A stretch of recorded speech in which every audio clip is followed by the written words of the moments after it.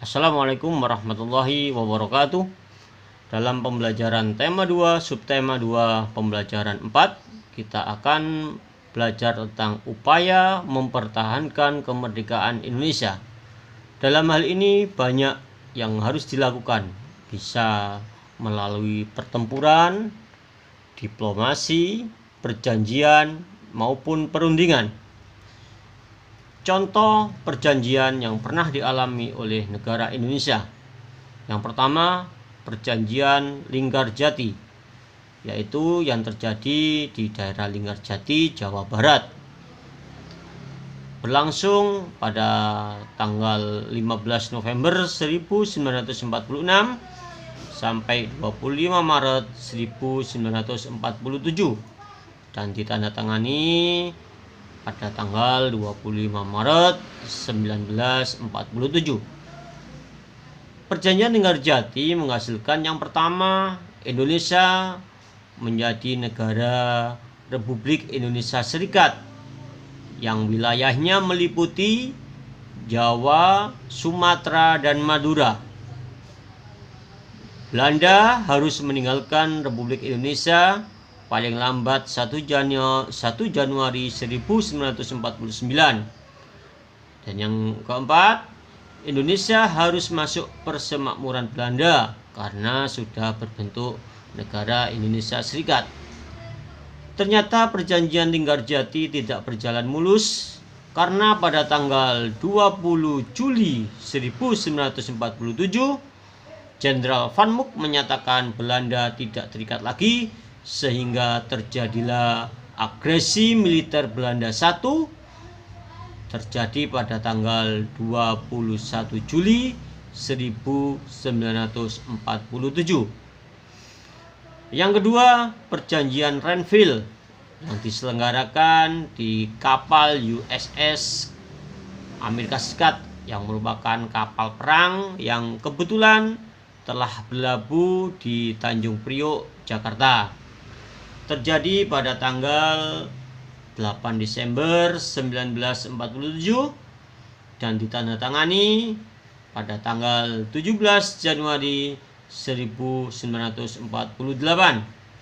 Pada perjanjian Renville ini ditengahi oleh 3 negara sehingga disebut dengan Komisi 3 Negara yang disingkat dengan ABA, Amerika, Belgia, Australia. Itu negara yang menengahi perjanjian Renville.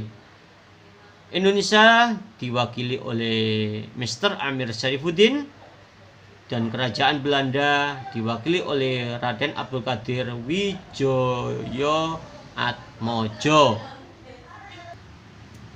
Hasil dari perjanjian Renville yang pertama, wilayah Indonesia meliputi Jawa Tengah, Yogyakarta, dan Sumatera.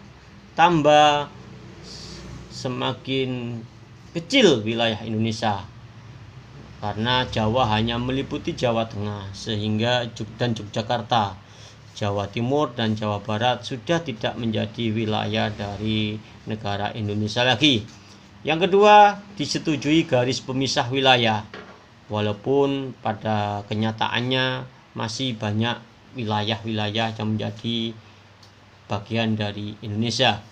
Yang ketiga, TNI harus mundur dari daerah-daerah wilayah pendudukan, yaitu Jawa Barat dan Jawa Timur yang merupakan kantong-kantong TNI. Kemudian yang ketiga, perjanjian Rumroyen yang terjadi di Hotel Des Indes, Jakarta. Terjadi pada tanggal 14 April dan ditandatangani pada tanggal 7 Mei 1949. Indonesia diwakili oleh Muhammad Rum dan Belanda diwakili oleh Herman van Royen. Sehingga perjanjian Rumroyen ini gabungan dari kedua perwakilan, yaitu Rum dan Royen. Tujuannya yaitu menyelesaikan beberapa masalah mengenai kemerdekaan Indonesia yang belum selesai sebelum adanya konferensi meja bundar. Hasilnya, yang pertama, Angkatan Bersenjata Indonesia harus menghentikan aktivitas gerilya karena terus terjadi peperangan antara Belanda, dan Indonesia. Dan pemerintah Indonesia akan menghadiri dan pemerintahan negara Indonesia akan menghadiri KMB, Konferensi Meja Bundar.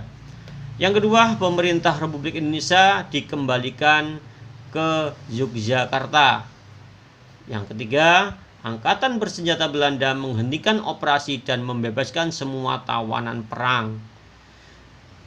Perjanjian yang keempat, yang terakhir, yaitu KMB, Konferensi Meja Bundar, yang terjadi di Den Haag, Belanda. Terjadi pada tanggal 23 Agustus sampai 2 November 1949. Hasil dari KMB yang pertama, Belanda mengakui RIS sebagai negara merdeka dan berdaulat.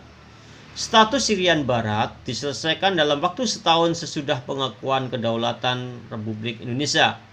Yang keempat, akan dibentuk Uni Indonesia Belanda.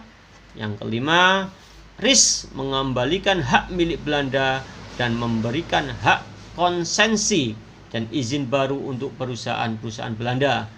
Yang terakhir, pengambil alihan hutang Hindia Belanda oleh RIS. Jadi Hindia Belanda tidak punya hutang, hutangnya dibebankan kepada Republik Indonesia Serikat. Demikian keterangan singkat, semoga bermanfaat. Wassalamualaikum warahmatullahi wabarakatuh.